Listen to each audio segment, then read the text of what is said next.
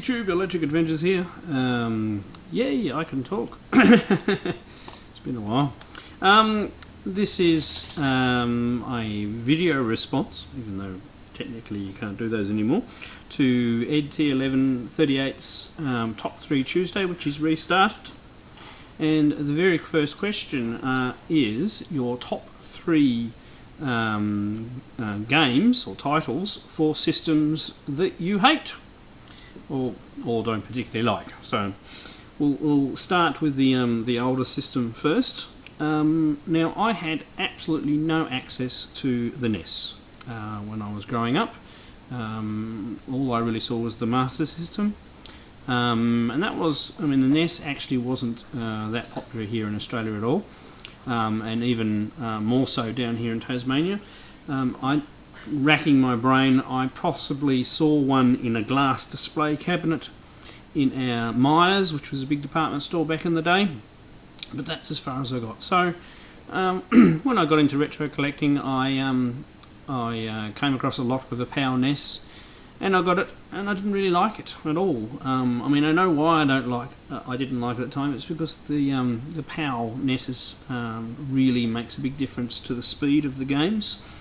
And a game that I got really early on, which is one of my favourite platformy type arcade games, is actually Rainbow Islands. And this is a PAL copy.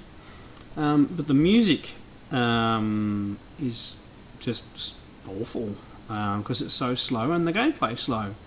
And I didn't actually really enjoy any games on the NES until I got myself a top loader, which is obviously an NTSC machine and runs at 60 Hz. So it makes all the difference. So although I'm a reasonably modern, convert to the NES, and I've got a few shoot 'em ups and things like that, I'm not particularly fond of the system. From a hardware collector point of view, I'm not particularly fond of how unreliable they are and how hard it is to get a blinking game working, although you have a lot more success with the top loader. Now, other people will go, oh, he's picked Rainbow Islands. What about Metroid, Kid Icarus, Castlevania, and of course Mega Man? I don't have any of those games. I've never played any of those games because I was never exposed to them. Obviously I've seen people raving about them on videos, and I might get some of them one day. I have Castlevania on the MSX and I really like that version, but I haven't played the NES version. So and I do have a copy of Super Mario 3, so so I didn't even list a Mario game. But seriously, I haven't played it a lot. I'm not a Super Mario person, but I do like the game. And it's actually sitting in the top loader here at the moment. But so the game I'm going to pick from that one, for a waffle on too long, is Rainbow Islands. Now we'll move up to a next generation, and sorry, I'm going to pick on Nintendo again. Although I have had a SNES since it was new and since it was released. And I did have, but I had it in the shop that I ran, and I also had a Mega Drive. And I did really like Donkey Kong Country on it at the time, but I've never been a super fan of the machine. Side-by-side comparison of the games we had at the time, I like the games on the Mega Drive at the time. But there's a game, this copy sent to me by my good mate 1MSX to go, that I really like on the SNES. Now, it must be, I've got a really small SNES library, so I haven't played a lot of the games, and I still refuse to play games under emulation and play games unless I've got a physical copy. Now, I almost picked actual Donkey Kong Country because I have got a loose copy of Donkey Kong Country as well, and I really do like that game. But I actually really like this one because it goes more towards my, shoot 'em up sort of favouritism with my games. So there we go, Cybernator. And obviously this is a PAL SNES we're talking about. And I'd also like to note that PAL SNES also have speed issues, and it's probably one of the reasons why I don't collect a lot of shoot 'em ups for the SNES, because of the slowness issue once again. And then, okay, we've stopped picking on Nintendo now, so now we'll go pick on Microsoft.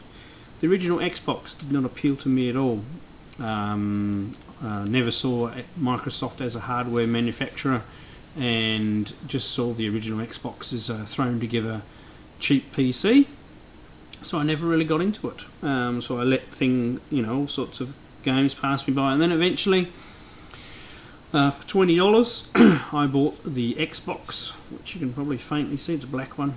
To one side of the TV over there, in a bundle with a whole pile of games. Had 10 games with it, and the main 2 games I've got with it, and I haven't really played any of the others that came with it, were the Halo series, Halo 1 and 2, and I did thoroughly enjoy these games. My prejudice against Xbox continued to the 360, and I also did not buy one of those. I only have one of those in the first place because my friend bought me one as a thank you for helping him out.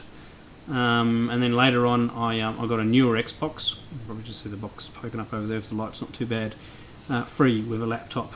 And of course the only real games I bought for it was Halo 3. I think somebody gave me a copy of Halo OS, whatever it is, but I started playing and didn't like it, so that's where I stopped. And I really don't use my Xbox. I really don't. So there we go. There's my response. Hopefully I haven't waffled too long, otherwise, you know, Ed might kill me. But it's a really good question. Top 3 Tuesday was a fantastic community set of videos that went around about a year ago, and it's great that it's back. So if you want to do a response, go look at Ed's video. I'll put a link down below, and I'll catch you all later, and thanks for watching.